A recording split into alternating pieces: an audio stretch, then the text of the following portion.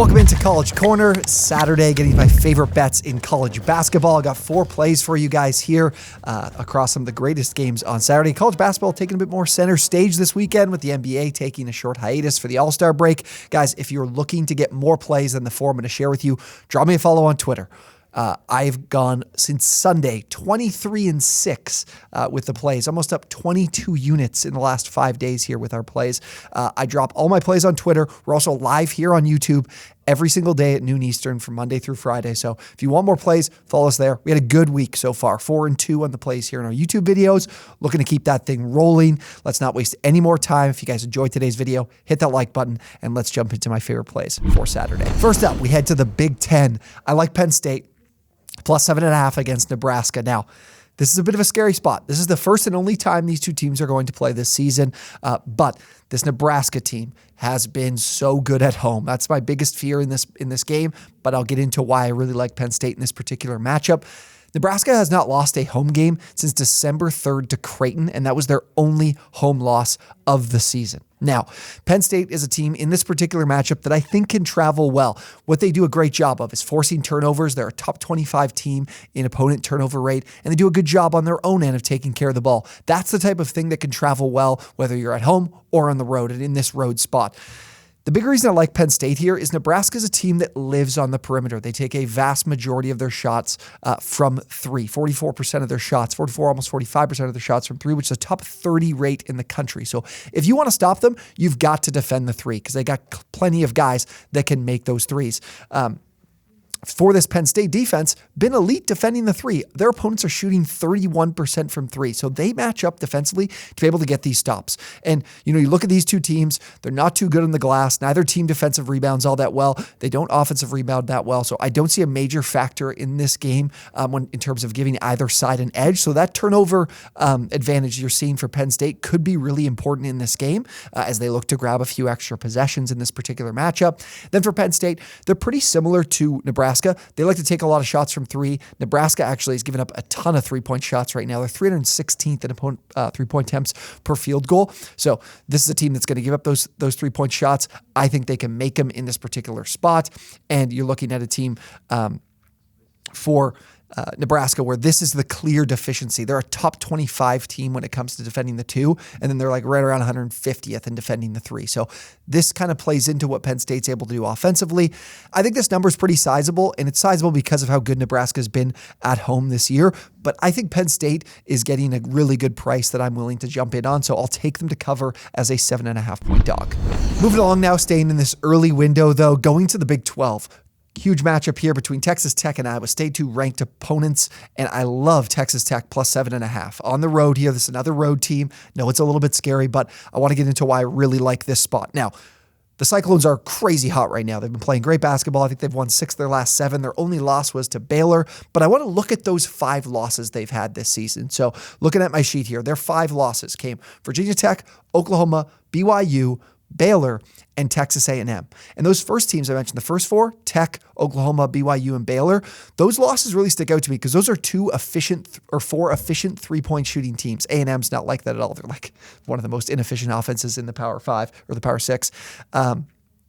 But those teams have shot the three really well this season, and that seems to have been the Achilles heel for this Iowa State team. You look at the schedule they've had, their losses have come against efficient three-point shooting teams, and that's exactly what Texas Tech is and why I think they're capable of making the road trip here and potentially pulling this one out, but I think staying well inside this number. So Texas Tech is shooting 37.5% from three this season, 24th in the country, which I think is an excellent spot here because Iowa State gives up a ton of threes. They're like bottom 6. They're the 16th worst in the country when it comes to three-point attempts allowed. 45.2% of opponent shots are from three, so I really like that. And then as well for their offense, which you're playing really well, is they do a great job distributing the ball when it comes to keeping the ball moving and finding lanes to create a number of assisted buckets. And Iowa State gives up a lot of them. They're 352nd in opponent assist rate. So if opponents are scoring, it's coming on plays where they're able to find those open lanes and get some easy shots. And that's what Texas Tech is capable of doing. So offensive matchup-wise, like look for Pop Isaacs to distribute the ball really, really well. If him or Toussaint shoot a little bit better than they've been shooting on the season,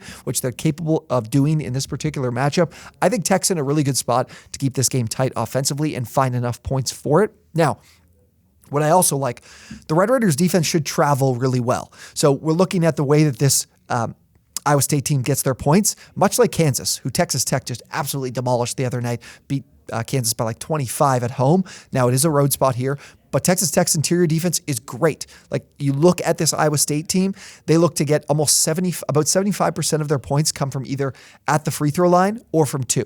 They're one of the top teams in the country when it comes to percentage of shots of points from those areas. They get the free throw line quite a bit. And Tech, 18th in opponent free throw rate, and they defend the two really well as well. Their opponents are shooting 48% from two. So they do a good job defending the interior and doing it without fouling. And if you do that here in this particular spot on the road at Iowa State, I think they cover. And honestly, if you're building a little 2-3 leg parlay with some long shots, Tech might be one you want in there. It's a tough matchup on the road. I know Iowa State is hot, but I think this is too many points, so I'm going to take Texas Tech at +7.5. Now, last two plays are going to be coming in the Big East. We're going to start with the total here.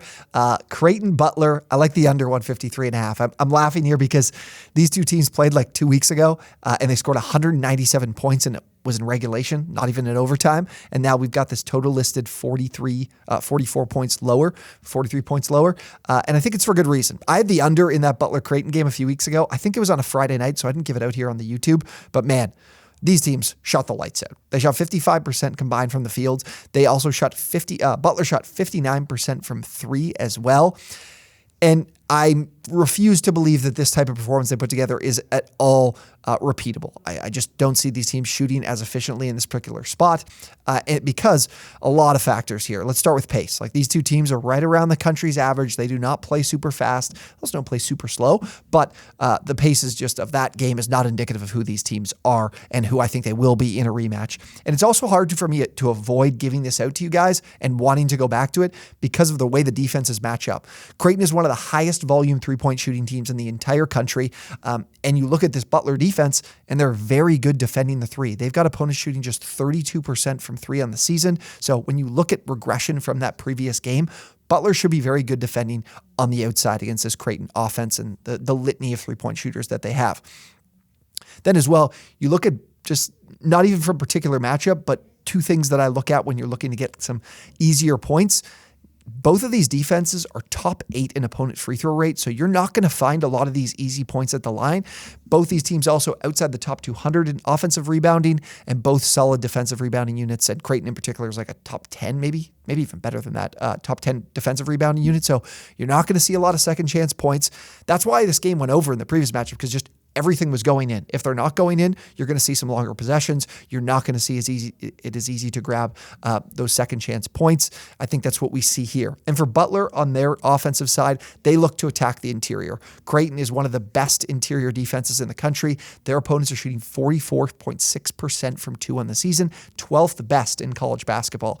Then as well, it's not just the fact they defend well in the interior, they also force opponents to take out the majority of their shots from the interior. Their opponents have the third lowest three-point rate on the season. So they're going to force Butler to attack the rim and attack inside, and that's their defensive strength. Like with Ryan Kalkbrenner, this is what they defend best. So I know this game soared over in the previous matchup. I think there's a reason why the books are still pricing this thing only a few points higher than what it was in their matchup a couple weeks ago. It's because you cannot expect to replicate that type of performance here. Again, I think these defenses have more answers in a rematch, so I like the under here at 153.5. Now, final play. We haven't done this because I haven't had enough advanced time to be able to, I'm putting these plays in too far in advance that player props aren't out yet, but we do have some player props here. I'm getting to this on Friday afternoon. Again, guys, if you see any of these lines change, drop a comment down below. You can ask me if you would still play, if I would still recommend playing it at that number, and I can definitely tell you whether or not I would if any of these lines do change. But play I'm going to is in this big game we've got between UConn and Marquette.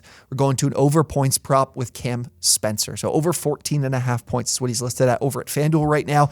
We'll see what all these other books list him at when I see a DraftKings or a Bet Rivers or some of these other books drop them. But right now at 14.5. So Marquette defensively, I don't have a strong feel for this game. I would lean UConn, but I see too many points here to be willing to back them. But big advantage here. Marquette, their opponents are shooting pretty efficiently from three, about 34% from three, and they take a ton of shots. 42.6% of opponent shots for Marquette are coming from three. That's 327th in the country, so it's a super high volume. Spencer is one of the most efficient three-point shooters in all of college basketball. He ranks 46th in the nation in his three-point rate, 44.7%. There are not many players in the country shooting it as well from the outside as Cam Spencer. And at home, which UConn's at home in this game, he's shooting 53.4%. That is insane. Over 50% from three when he is at home. That's what we've got here. And as well, looking at some data here from props.cash, if you guys haven't had the chance to check them out, awesome player prop tool to be able to help you to bet on college basketball, the NBA, NHL, you name it. They have this information. That's how I was able to find some of this info on his home splits, his road splits. And you look at this here from the data at props.cash, over in 11 of 15 home games this year. So he's been money this number when he is not playing on the road. If you guys do want to check out the data from props.cash, I'll include that link in the description. If you use promo code OwnersBox, first month is 25% off, just like $15. Well worth it. But a little bit deeper here. So I love that from the perspective of he's great at home, shoots it more efficiently at home. But Marquette's also a super fast team. They're 7th in average offensive possession length. So that should pick up the overall pace of this game, give some more possessions to UConn as a team that's a fair bit slower. And you see this total a little bit higher than a typical UConn game at 148.5. So there's a good chance we get some points. And again, looking at more of this data, you're seeing with Spencer, he's averaging 6.2 3-point attempts per game. I believe this is just on the season, I believe. And you should see an even further bump with the way that Marquette plays in terms of pace, maybe the potential for some more shot volume, and especially from three with the way that Marquette forces their opponents to take their shots from the outside. So I like the over 14.5. You could play the over 2.5 threes, but I like the points a little bit better. So like this for Spencer, taking him over 14.5 points. All right, those are 4 of my favorite early looks of the Saturday college basketball slate. Again, guys, I'm sure I'll have more. Usually on Saturdays, I've got closer to 10 plays. That could be the case here as I get deeper into these mid-major games. All the games that haven't yet come out onto the sportsbook as I'm recording this here on Friday afternoon. Guys, if you enjoyed the video, hit that like button, subscribe to the channel as well. And again, drop me that follow on Twitter. We'll include that link down below. We will see you guys on the next one.